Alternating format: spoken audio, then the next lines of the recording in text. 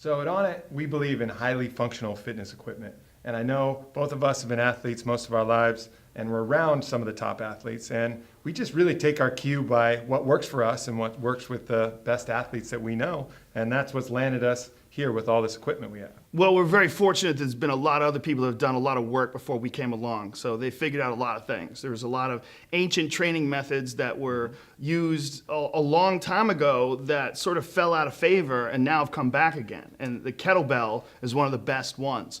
The mace is another one, steel clubs, another one. All the way from 12th century in Persia, these warriors and wrestlers would learn that if they used something heavier than they even used in battle, they'd be even stronger for what they're doing. Stuff that is hard to work if you're just using the barbell and dumbbell program. Yeah, for a long time, people were using these isolation machines like Universal machines and Nautilus machines, and they thought that was the way to go because everything looked beautiful, high tech with cams and pulleys and Remember chains. the ones that had the water that filled up the tanks? Oh, yeah. Did you ever see those? Well, in our weight room and wrestling, we always had the ones with the pin. Could you do the stack? Could you lift the stack? Stack it, bro. Guys would put the pin under the stack, and it was such a goofy exercise, and there was no balance involved. And once you moved on to free weights, you realize like, oh, it's much more difficult to balance weight out as you're pushing it.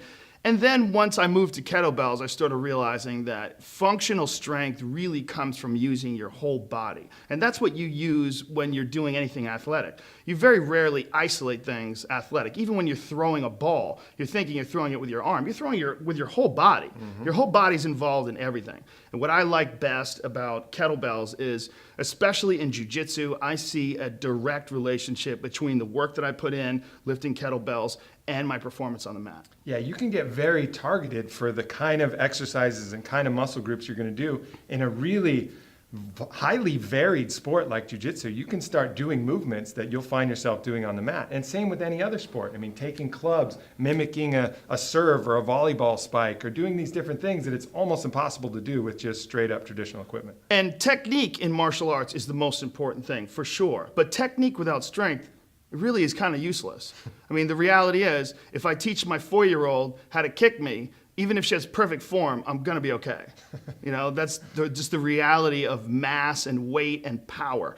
And adding strength to technique is always beneficial. And I think the best way to do that is with the equipment that we sell at Onnit. Whether it's kettlebells, battle ropes, steel clubs, maces, those, in my opinion, are the best tools for developing functional strength, and it's the stuff that we use. Yeah, and then when we go visit all these MMA gyms, whether it's Jackson's or Johnny Hendricks, who's about to fight this coming weekend, I know for you on the video it won't be this weekend, so don't tell us what happened. We'll be there. But when we go there, this is the kind of stuff that we see in the Yes. training. We see these guys doing ropes, we see them doing kettlebells, we see them doing sprints with some of these different equipment. And it's an imperfect world out there. You can't have, perfect strength all the time where everything's set, you got your feet perfect, you got your arms perfect. Yeah, that'll build some strength. But when you start mixing it up, someone's trying to throw you down, you need that imperfect world strength. And that's what this implement is great for. Yeah, it's one of the interesting things about what you were saying about Cub Swanson's training, that he does almost all of his strength and conditioning on balance balls. Which is another great way to sort of prepare your body to be moving in awkward ways and to have strength in awkward ways. A lot of people are strong in ways that their body is efficient, whether it's kickboxing or whether it's running, whatever your body's used to doing. The more things you can get your body used to doing, the more your body's going to respond if you put it in an awkward situation. Yeah, absolutely. So Joe, take us through one of your favorite kettlebell exercises, and we'll show these guys kind of what this equipment looks like in action, and I'll show them one of my favorites for the mace. One of my favorites is the alternating clean. And alternating clean, I do it with 70 pounds in each hand, and that's these big gorilla bells. And I love these because it makes me feel like a man.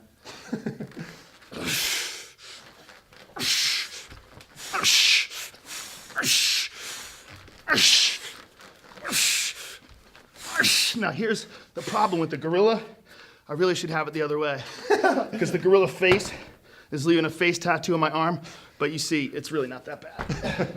Even with 70 pounds, this is very heavy. But the beautiful thing about that exercise is it's forcing you to use everything.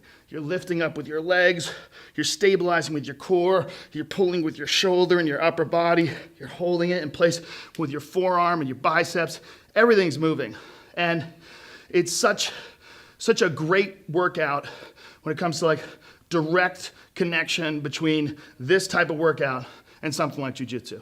Like if you can go through 30-second blasts with this, don't even concentrate on reps, just do whatever you can do, whether it's 45 pounds, 50 pounds, 70 pounds, 30 seconds of these, put it down for 15, 30 seconds, put it down for 15.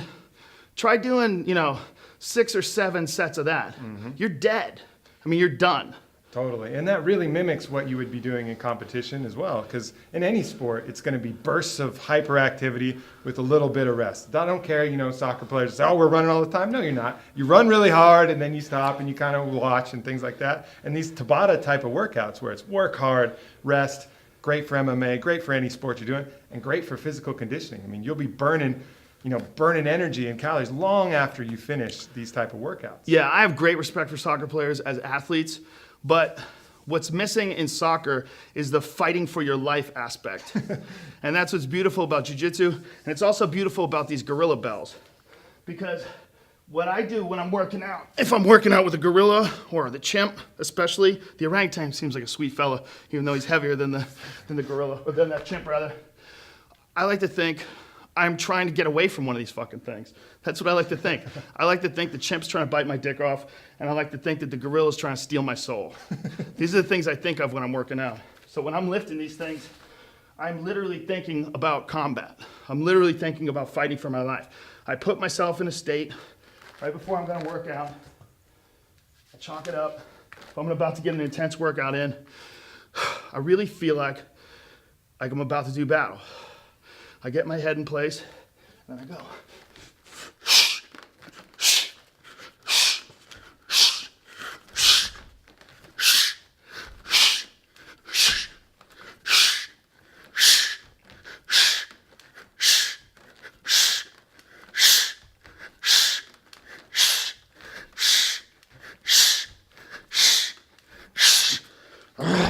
And that's 144 pounds going up multiple times. The amount of tonnage that gets lifted in those. I mean, thousands of pounds just in 30 seconds. And if you can do that over and over again, give yourself rest periods, write down your work, chart your progress, and build up, it will directly translate to athletic performance. Yeah, no doubt. So one of my favorite implements to use is the mace. And this is our new 25-pound mace from Onnit, and it's really, really versatile and useful in that the weight is all on one side. So the farther you get out to the handle, the more brutal it is to kind of hold these things. But one of my favorite implements and exercises to do with this is called the barbarian squat. And you basically take it overhead like this, and then bring it forward and go into the squat. Utilizing your core, stabilizers, balance, and of course the squat mechanic. And there's not a lot of things that really use that pullover motion that you would find in so many combat sports, things where you're grabbing and pulling. You can kind of mimic it with pull-ups, but this is a really kind of unique motion combined with the squat, another way to get your full body pumping and working. And the mindset that you take into working out is very important. And you can look really douchey when you say things like, prepare to go to battle, like you're gonna fight for your life. But the reality is, if you wanna pull up the most amount of intensity, that's the way to do it. The reality of the situation is, the more intense you are, the more effort you put into the workout, the more explosion you put into workout, the more you're gonna get out of it. That's a fact. And your mindset going into that workout is very important. You gotta psych yourself up before you work out. Get some good tunes, think some powerful thoughts. Yeah, Hunter S. Thompson said that music is like fuel. And he was convinced that with the right song on the radio, you could drive with an empty tank of gas. And, whatever it is, whether it's read something inspirational, watch a movie that's inspirational, anything that could fire up that fuel. But the difference between a workout where you're just kind of half-assing it and a workout where you're really fired up, it's a big difference in the results. Huge difference. I'm pretty sure that with the right music and an attractive person in the gym, I can do 40% more. I don't know if that's a fact, but it certainly feels like That's that. one good thing about working out at the gym. If you're working out at a gym with hot chicks or dudes, whatever you're into, just that around as inspiration as a muse. Indeed. It helps. Indeed. All right, my friends, check out all our stuff at onnit.com, onnit.com. We're going to be putting out a bunch of workout stuff, DVDs, videos, tutorials, everything. We got you covered. We got the best equipment, and we'll get you the best knowledge as well. And I can't stress this enough. If you're thinking about doing anything like this, start light. Start with lightweight and learn the form first. Learn the form and build a base. Once you've built the base, then work on intensity. But form first, don't get injured. Absolutely. Yeah, if you're injured, no good at all. You're going to lose all your gains anyway. So especially if you get injured doing something stupid, then you feel like a loser. Off. Then you have to overcome that to build up confidence. Indeed, my friends. Thanks a lot, and we'll be seeing you.